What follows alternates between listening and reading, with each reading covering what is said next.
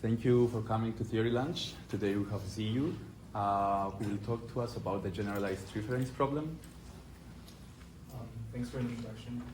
Hello everybody, I'm Zeyu, I'm from here. So today I'm going to talk about the generalized trifference problem. I'm going to start with a bit of background and motivation, and then I'll talk about what the problem is and a series of discoveries that we found throughout the research. And then I'm going to talk about a linear variant of the problem, and also for the connections and results that's linked to other well-known problems. Alright, so let's get started. So the problem originates from a very classic problem in the field of theoretical computer science that's called perfect K-hashing. So let's first define what is a perfect K-hashing. We have a finite alphabet, sigma. So typically you can take it as the finite field from 0 to q minus 1. Anyway, it's just a finite alphabet on q letters. And the code is called a perfect K-hash code. And for every K-tuple of distinct code words, you can always find a coordinate where all K elements take distinct values. Which means for any, just pick any K numbers, pick any K code words from the code. You can always find one coordinate. And that coordinate, you can use that coordinate to distinguish these codes from each other. Right, so that's the notion of what's it called, perfect K-hashing. And the central question is that for given n, what's the maximum size of a perfect K-hash code? It's a fundamental problem, as I said. Although it's not a point of theory lunch, it's good to know that it does have some applications in, say, cryptography, in hash families, information theory, as well as a database. So that's where the problem originates from. And the history of studying upper bounds for perfect K-hashing has been tough. So it all started off from this trivial bound formed by Kohner in the year of 1973. This very elementary double counting just gives us an upper bound of k minus 1 times 1 plus 1 over k minus 1 to that. I'll explain later where this comes from. But subsequently, there has been some improvements over the years. In the year of 1984, Ferdinand and Goldbush, they introduced the information theoretic method to this field. And then in 1994, it was optimized by this zero error list coding capacity approach. And more recently, in 2019 and 2022, there has been progress for k being at least 4 and k greater than 3. So the problem has been that you see improvements for larger case, whereas the k being 3 case has resisted this improvement for decades. And this is so-called the trifference problem. It has been one of the hardest cases for this perfect K-hashing problem families. All right. Yeah, so let's look into what is the actual trifference problem.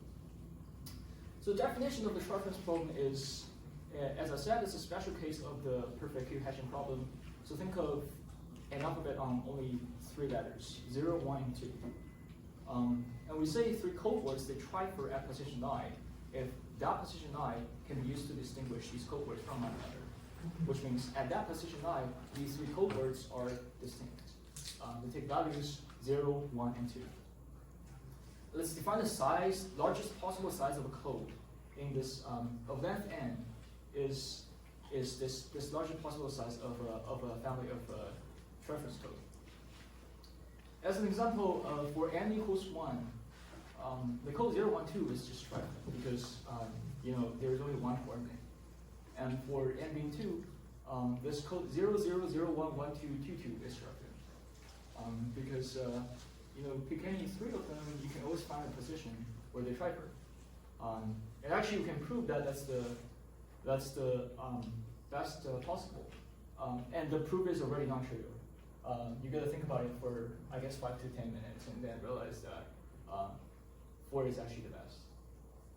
And in recent years, there has been determination on exact values for this smaller n's. Say for n from 3 to 9, these numbers are all decided by an approach of integer programming. But here the problem we care about is that to determine the asymptotic behavior of Tn, which means what happens when n goes to infinity. So we want to know like how fast this Tn grows. All right, so that's the definition. Any questions after this one? Okay. All right, so let's review some historical bonds on this Tn. So the most classic one, the corner bond, it was the upper bond corner obtained in the year of 1973, and that came from a very simple spring argument. So essentially, we're getting a linear relation between Tn and Tn minus 1. So think about the code words starting with 0 or 1, starting with 1 or 2, starting with 2 or 0. So you need to consider. So in other words, you can consider the starting position and drop the one with the least number of starting ones. Where say you just drop 2, and the number of code words that start with 2 is the least, among 3. Okay, and then every code words appears in. You can do this. You can say that every code words you can split it into 3 different cases. You drop the code words that start with 0, start with 1, start with 2. And then you count the number of trifferent code words, because every code words appears in exactly 2 subcollections. So on one hand, the number is 2 times Tn, and on the other hand, if you consider every such family, say like if you drop 2. You can guarantee that they still trifering at least the n-1 positions, and it's upper bounded by t minus 1, and because you have 3 such possibilities, you multiply it by 3. So this 2Tn will be upper bounded by 3 times Tn minus 1, and that gives you a linear relation. And by exploiting that linear relation, we can actually get that Tn is upper bounded by this 2 times 3 over 2n. And for the lower bound, the construction is a probabilistic construction. So we started from a very small linear trifferent code. That's forgot about the details of maybe like length 4, length 5. We started from a very small linear trifferent code, and then we use a probabilistic argument, and that gives a lower bound of roughly 1.158 to the n. Well, there's a huge gap. So what we know about is that this Tn is somewhere between 1.158 to the n and 1.5 to the n. But the question is, what's the actual rate of growth of the n? So I guess people are guessing that we can optimize this 1.5, but there has been no improvement on this 1.5 since the very first bond from corner. Not until 2024, I think this 1.5 bond is still open. So yeah, and a quick recap of what's a linear code. So linear code is nothing but that. So before we have a code as a subset of fq to the n, but now you want it to be a subspace of fq to the n. So you want a code to form a linear space. That's linear code. And linear code you can represent it by a generated matrix. That's a generated matrix that means that you only need to, because it's of lower rank, you can represent it using, I guess, fewer bits of information. And that generated matrix is just to convert the fewer bits to this full representation of the code. And also we can define the support of a code word to be the positions where the code word doesn't take the value 0. That would be important for linear codes, because it does sound symmetric for a general code. It is asymmetric for linear code. Now you have the linear structure here. And also I would define that a linear code is minimal. That means for any 2 linear independent code words, C and C prime, we have that the support are not contained in one another. So you don't have 2 linear independent code where one code word is the support of one code word is containing the support of the other.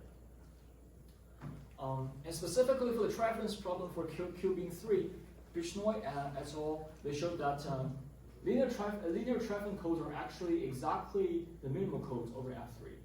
And this has opened a bridge to finite geometry. And let's see what's the connection here. So yeah, so the trifference problem has connections to finite geometry and Killing theory. So specifically, we can actually prove the equivalence between linear trifference code, minimal code, and what's called strong blocking set.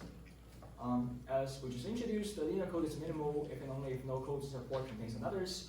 And what's a strong blocking set? That this PG denote the projective space, which is fq to the k, and you, the non-zero elements in fq to the k, and you take the equivalence of the linearly independent codes. And the strong blocking set is a set that intersects every hyperplane in a spanning set. Well, so really we should be it intersects every hyperplane in the spanning set in the in the original space, because now we're taking the quotient space. There's no n in this projective space then? Yeah. Sorry, what? There's no n doesn't appear. Is this the same k as the is k equals 3 and q equals 3? K could be 3. Yeah, k is an n. So k is n. K is n. Yeah, sorry for the confusion. Any other questions? Okay. So spanning set just means that a set of points that spans this space, and hyperplane is the zero space of any non-trivial vector. The columns of a generated matrix of a minimal code, they also form a strong blocking set. So there's interesting connections between among these three notions. So that once you have a bound for one of the three, you can easily translate the bound to the other two. So that's what was found in the year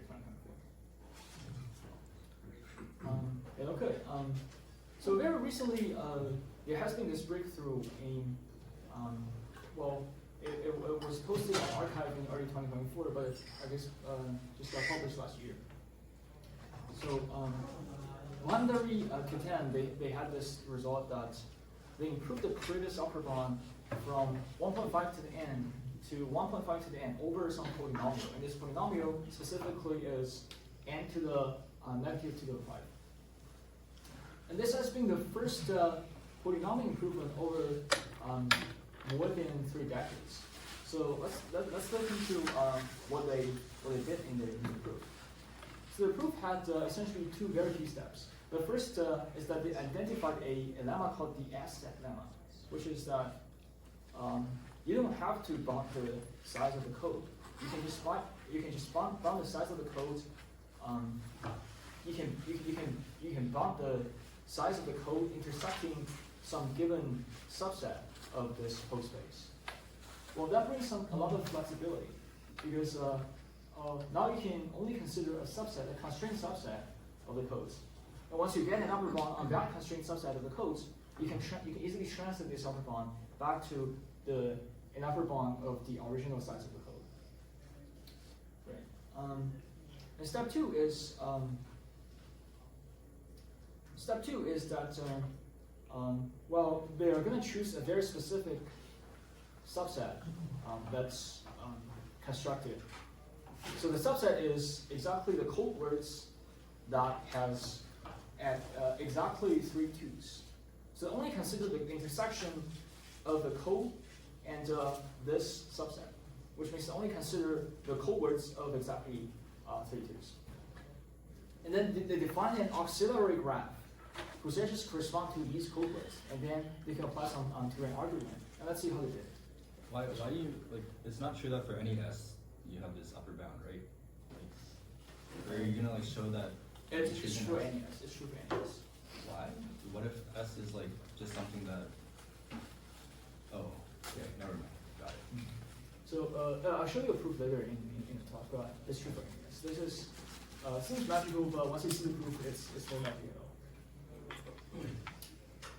Okay, I'll show a simplified version of how they really apply this method to the problem.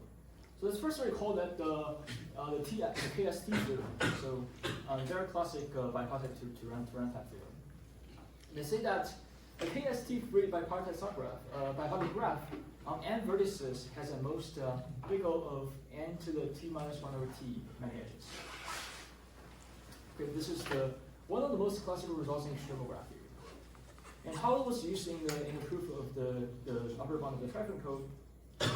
So what they did was that they took this S. So for simplicity here, I'm just taking this simpler S. I'm taking the code words with exactly 2 coordinates being 2s. And number of such code words is at most n choose 2 times 2 to the n minus 2, because you're just choosing 2 coordinates, and then for the others you're randomly taking 0, 1. On these code words, we're defining a graph. We're defining a graph actually on the coordinates. Okay, so one coordinate corresponds to one vertex in the graph. And we say vertex I is adjacent to vertex j if and only if there exists a code word in this C prime with that both code words are taking value 2 on that exact position. So again, a vertex corresponds to a coordinate, and 2 vertices are connected if and only if there exists a code word that takes value 2s on these 2 positions. Okay? So that's the definition of the graph. So trifference property actually forces this G to be K3, free. And this requires a lot of detailed analysis, but if you really look into the cases and do a lot of case study, you figure that, oh, that's actually the case. We can ensure that the graph is K3, free. So what that gives us is that because it's K3, free, we know that the number of edges is bounded by big O of, I guess there's a mistake here. It should actually be 5 over 3. 5 over 3. And what's the number of edges? What does the number of edges translate to in terms of code word, in terms of the size of the code? Well, actually, because a code has exactly 2 coordinates being 2, right? And you can have at most 2 code words having 2s on that exact 2 positions, because if you have 3, these 3 codes are not trifferent, right? So we know that number of edges is, the number of codes is upper bounded by 2 times the number of edges. And that just translates the upper bound on the edges into the upper bound on the number of the code. Well, we have the upper bound on the number of the code constraint on the set S. We can use this S set lemma to translate it back into an upper bound on the size of the original code. And that gives us this big O of 3 over 2 to the n times 1 over n to the 1 over 3. That's already a polynomial improvement. Well, if you do this more carefully, and you choose S to be the set of exactly 3 coordinates being 2, that should give you an even better upper bound, which is the n to the minus 2 or 5 improvement they were claiming in the paper. Any questions?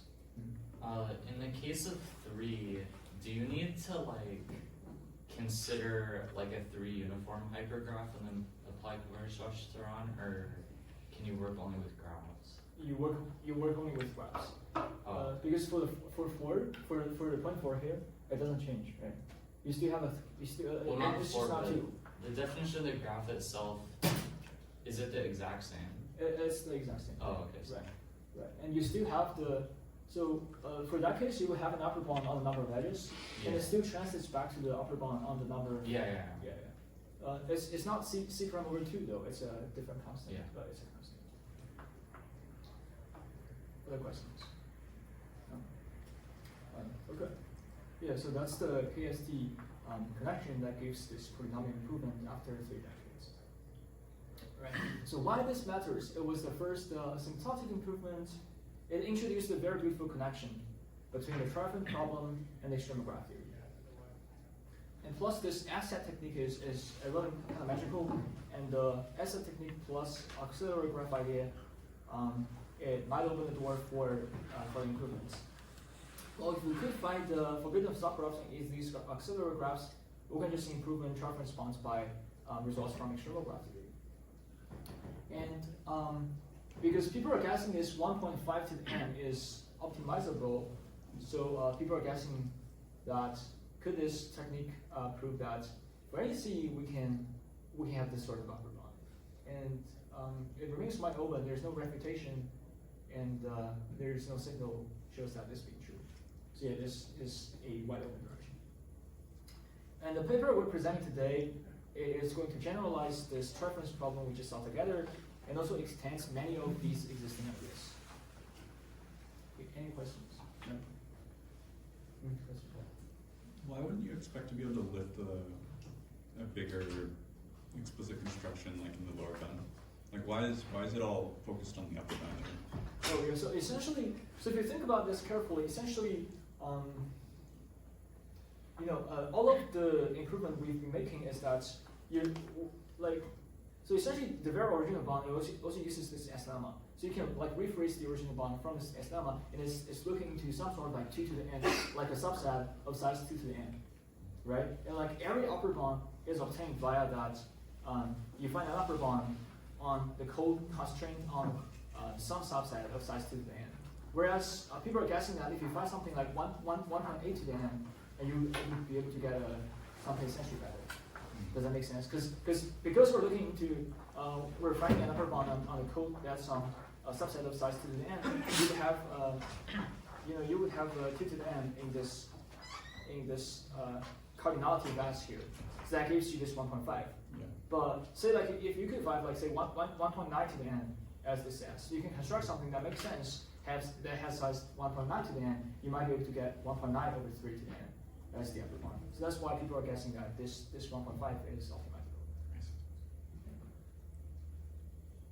Yeah, sorry, it should be 2.1 to the n because you want this to be larger. Questions? Okay. Yeah. So let's try to define what's the M trifering code.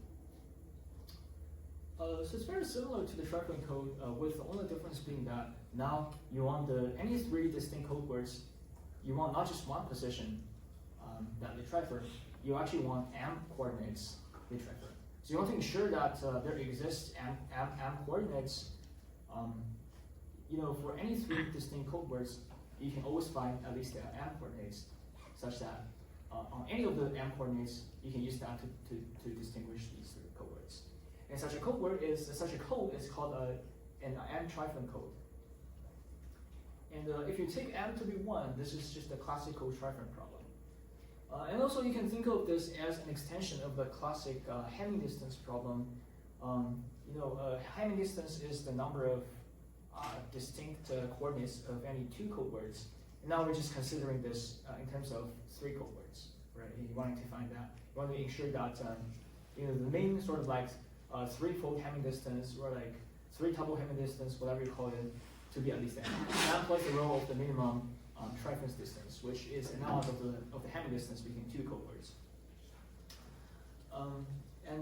There's previously, so this exact problem was previously studied by this group of people in the year of 1997 as K hash codes with distance dk over an alphabet of size q.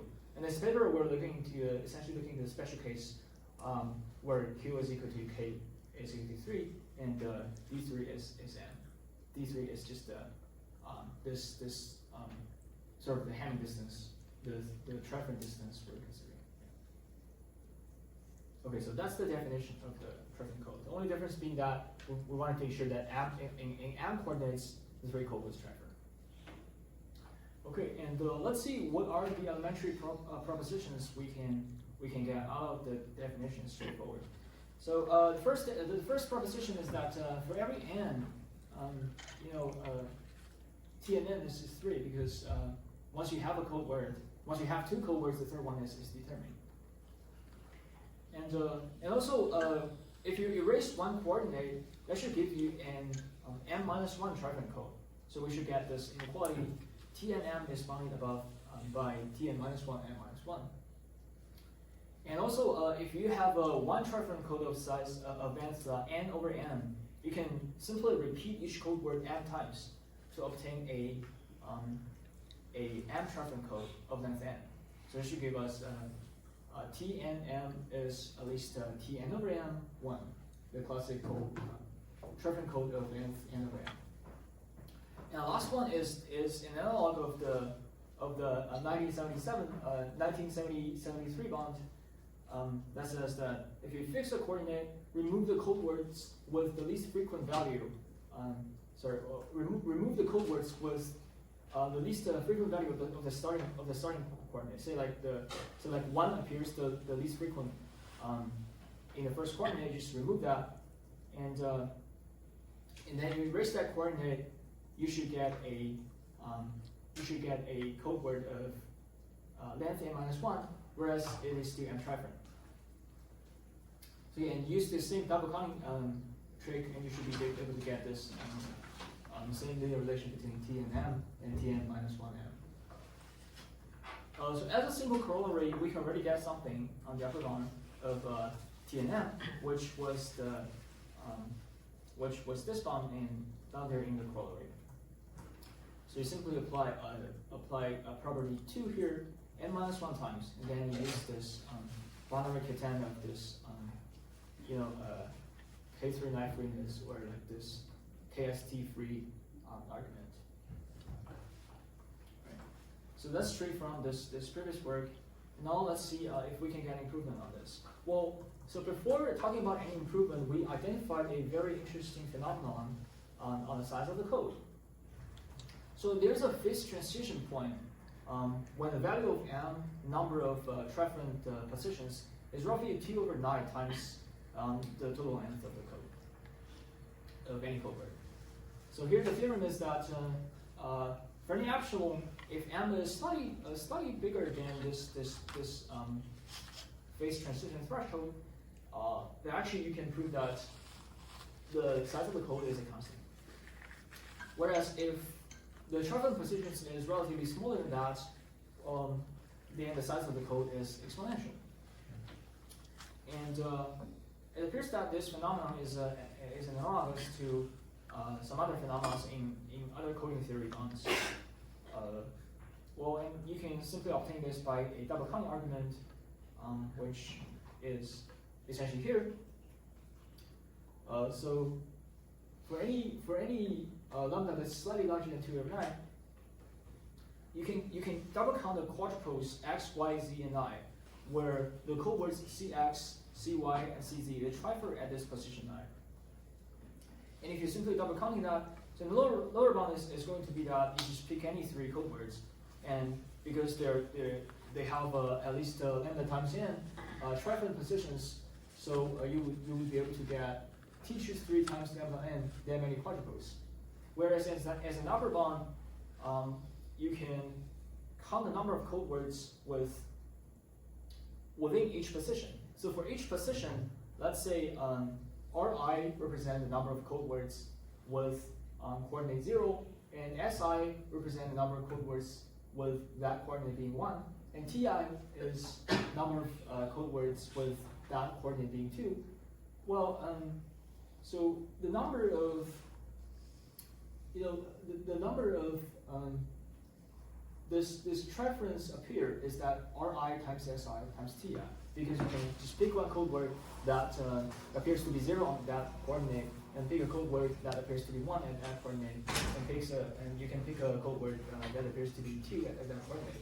So if you take the product, that can be upper bounded by t cubed over 27. And the total number of quadruples can be calculated by summing up this Ri times Si times Ti, and that will be upper bounded by n times t cubed over 27. So you have a lower bound, you have an upper bound. That inequality just naturally gives you that the size of the code is constant. Any questions, please? Okay, so yeah, that's the trivial application of the propositions about the generalized and trifferent code. Now we have this. So as we saw, this magical part was the very useful asset lemma that plays a key role in the proof in 2024. So can we generalize this asset lemma to the generalized setting? It turns out that we actually can. So the key tool we're using here also extends this the approach in 2024 to M trifferent code. That says for any subset S, we also have this S set lemma thing. And the proof is that think about the trifferent code, it's invariant of translating. You can just add anything to it, and it will still be trifferent because you're adding the same thing to each code word. Because translating any vector is still trifferent, we can ensure that by this average value argument, there exists a translation such that this translation intersecting with C is above the average. And the right hand side is the average size.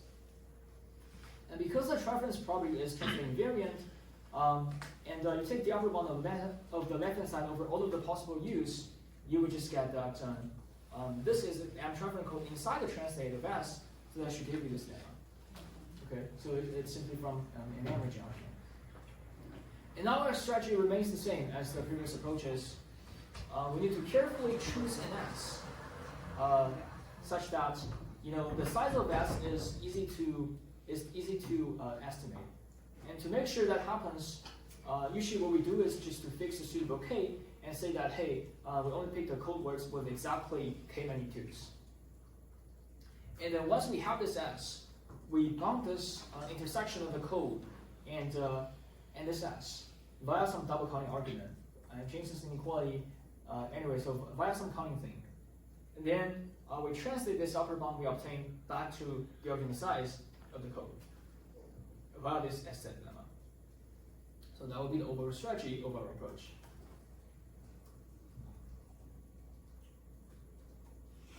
Okay, so here comes the first theorem that uses exactly this strategy.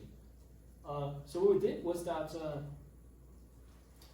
we just pick K to be 2m over 3 minus 1. So we think about all of the code words with exactly this many 2's. And what happens to the code words? And we just do the same double counting as before. We double count this quadruples, and you'll be able to get this lower bound, and you'll be able to get this upper bound. And this lower bound is an upper bound is going to give you an upper bound on the side of the code, as the strategy suggests. Just same strategy, some calculation that requires a careful choice of this S. Any questions? Yeah. The question is, can we do better? And now, why we are choosing this K? Why we are choosing this 2m over 3 minus 1? Yeah, that's a good question. It turns out that we don't have to choose that. So, for some smaller cases, we can choose to set that exactly one of the coordinates is 2. That actually gives you something better. Because we can utilize the fact that you can calculate the exact value of this trifference code for smaller, for smaller n and smaller n. Whereas in the spirit of the 2024 approach, we also came up with a graph theoretical upper bound. So for the graph theoretical upper bound, let's now consider some code words. We're taking this m to be some odd number, 2l plus 1. And let's consider all of the code words that they have exactly 2l many 2's. And now we're constructing a graph. But we're not constructing the graph as before, because before we're connecting to, before the vertices corresponds to the coordinates. We're connecting to coordinates if there's a code word that actually takes values 2's on these two coordinates.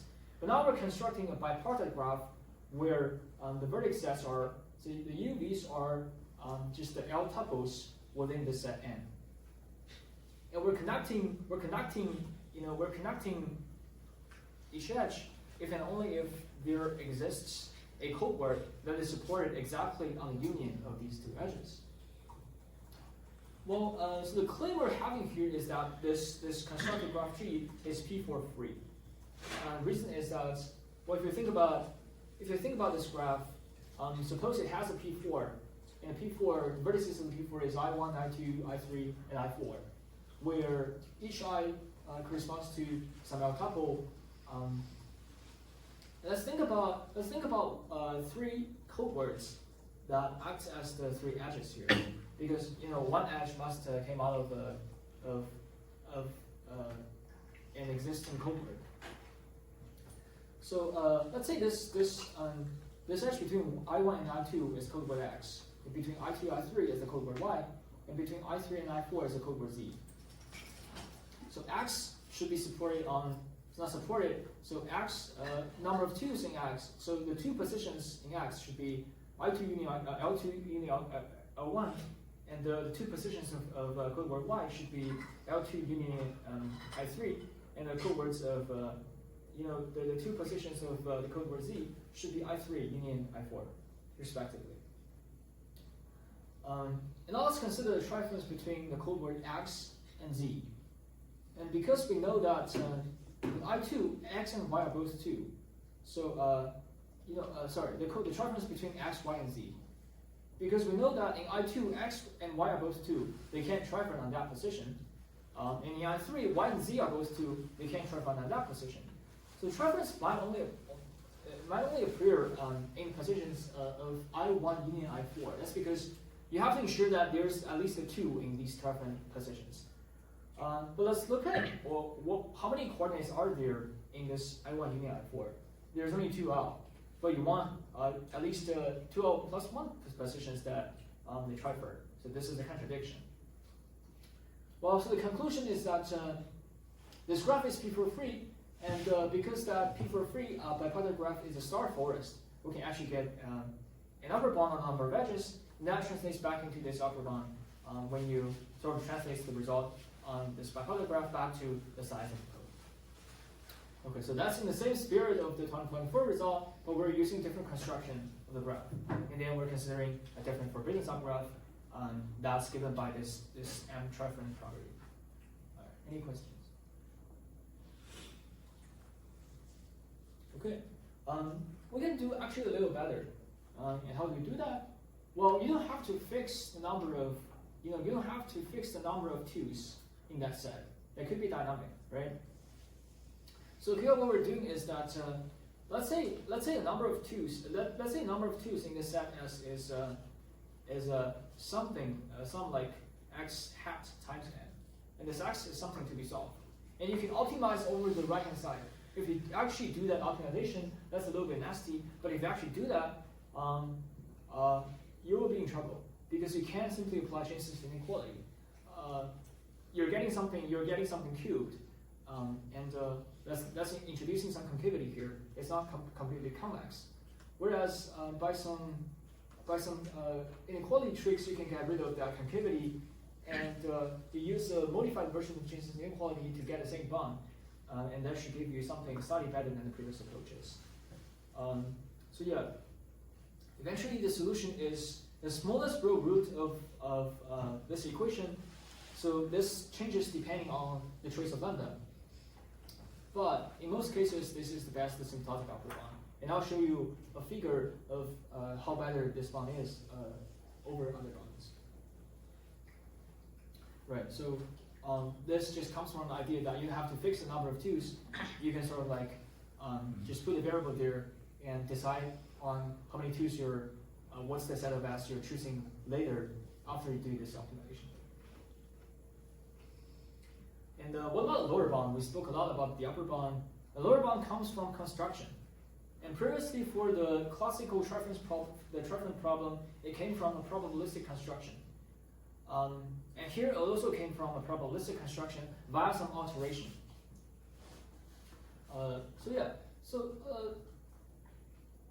We still study the problem where this lambda should be less than 2/9 because for lambda being at least 2/9, the size of the code is constant, so there's no point of construction. Well, for n less than 2/9 times n, we can apply a trick in probabilistic combinatorics. It's called the alteration method. So we first choose k code words just uniformly at random. Just pick any, randomly pick t code words. And if you do that, each position, they actually trifers with the probability 3 factorial over 3 to the 3. Because you want the 3 positions to be different, and that possibility is 3 factorial, and the overall possibility is going to be 3 to the 3. So each position trifers with this 2/9 probability, and if you think of it as a random variable, the number of trifering positions actually works as a binary variable of chance 2/9. So if chance 2/9 is a good thing, of chance 7/9 is a bad triple. Right, so here we can just use the Chernoff bond to compute the probability of the bad triples, and after some computation, we realize that this gives you an upper bond that involves some, the classic information theoretic upper bond. And then, what do you do with the bad triples? So you need to sort of alter this code by a little bit to ensure that it's still trifferent. And you just do that by deleting one code word from each bad triple. And that is going to give you some bad examples that you're going to deduce something from that upper bound, but still you can optimize over that difference, and that's going to give you that you should pick this t, the probability. So basically the probability you're taking each code word to be roughly square root of 2 times j to the n h over 2. Right, so if you use this alteration method, it actually gives you an lower bound of roughly 1.134 to the n, which doesn't match the upper bound, but still, this is a non-trivial lower bound. Right? Any questions about lower bound? Okay. Yeah, so that's the lower bound construction. We spoke about the upper bound, and let's see what are the bounds we are getting here. So for the lower bound is the red line, and the previous best upper bound is the green line, and the upper bound we obtained via the graph theoretic argument was this dashed line here. So it's slightly better than the previously known bound when this b lambda is small, but when b lambda is larger, it's getting worse. Whereas via this double counting thing, so via this dynamically choose the set S to be considered. So this theorem is going to give us a constant improvement over all of the lambdas between 0 and 2 or 9. Okay, so these are the bounds we have introduced in these previous slides. Okay, and now let's, so we just recapped about what so-called linear codes. Now let's see what are the results we're getting for linear M trifferent code. So just like linear trifferent code, you can define linear M trifferent code. That is just linear. That's just M trifferent code. That's also linear. So you want the code to be both M trifferent, and you want the code to be linear. We can actually prove the very similar equivalences between M trifferent code and the M minimal code, and a strong blocking set with strength M in this projective geometry, in this projective space. So M minimal, we define it to be that after deleting any n minus 1 coordinates, all of the code words, they still remain distinct, which is important, and also the code is minimal. And we define the strong blocking set with strength M to be something similar. So you can remove any n minus 1 points from this blocking set, and it's still a strong blocking set. Right, so that's the definition of these equivalent conditions, equivalent objects in other point of view. So in the geometric perspective, we already know that there's a lower bound on the strong blocking, the lower bound on the size of the strong blocking set. You can easily translate this bound back into an upper bound of this linear trifferent code. And for the lower bound, we can use a very similar probabilistic construction, but now here you need to ensure that the probabilistic construction is actually giving you a linear code. But still, you can randomly take you can take a random linear space and do some alteration, just kill some dimensions, something like that. And by that approach, you can get an upper bound on. You can get a lower bound on the linear trifferent code. That's definitely worse than the non-linear version. Okay, and also for small m's and n's, we were able to formulate it as an integer linear programming problem, and we solved the integer linear programming problem in a computer and find corresponding constructions. So they actually give us a number of exact values on these M trifference code. Right. And also there's interesting connections between the M trifferent problem and the sunflower conjecture. So, so the connection is stated as follows. If you think about the code C, and you take the map from the C to the supporting set of each code word, so that would essentially be a multiple set, but just think of it as a set family. So you map this code, you map each code word to its support, okay? And any three sets, they form a three sunflower. That means every index should appear in either 0 or 3 of the sets. right? Because the sunflower, like you gotta make sure that the intersection remains the same for any pair in these three sets. And that just tells you that they can't triffer anywhere. Well, and because each support has multiplicity at most 2, you can't have 3 codes with the same support because they won't be trifferent.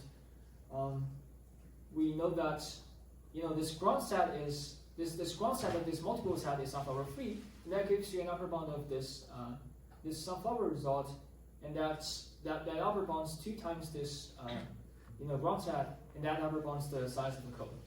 So via this sunflower argument, you can get an upper bound on the code, which is not better than 1.5 to the n, but it's an interesting connection that shows that they have some internal structural relations, linkage between the trifference problem and the 3 sunflower problem. All right, so yeah, any questions? What's the conjectured bound that's possible for 3 sunflowers? For 3 sunflower, I don't think there's a conjecture called Or is it conceivable that using this method you could beat 1.5? The original conjecture should be some constant less than 3. I think that was the original conjecture. So they wanted to find some constant that's less than 2. Yeah, sorry. And they actually found some constant that's less than 2. Yeah, I'm not sure if this could be optimized so that you get a better upper bound on the trifference problem.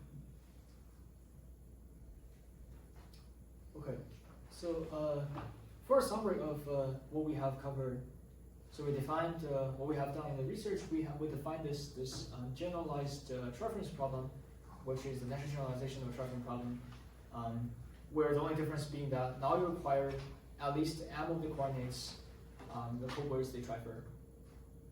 And we identified the phase transition at roughly the threshold m being 2 n over 9, and we found new upper bounds by extending some of the previous techniques. We found lower bounds via the alteration probabilistic method. And then we established this equivalence between linear m trifering code and minimal code and strong blocking set with strength m.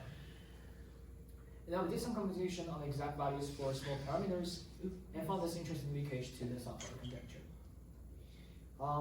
There's still some questions left wide open. So the first problem is definitely the most critical one. Can we close the gap between the upper bound and lower bound for the trifference problem, as well as the overall the Q hashing problem? And the stronger Turing type arguments give better trifference bound. Can we actually optimize the upper bound, give an arbitrary polynomial improvement over that upper bound? And also, if the methods, well, some of the methods definitely extend to general Q hashing, but whether there's some interesting implications when you extend this method to the general Q hashing problem. Yeah. So I think these are problems that people might be interested in. All right, so so some of the references, and yeah, that'll be what we'll cover today. So any questions?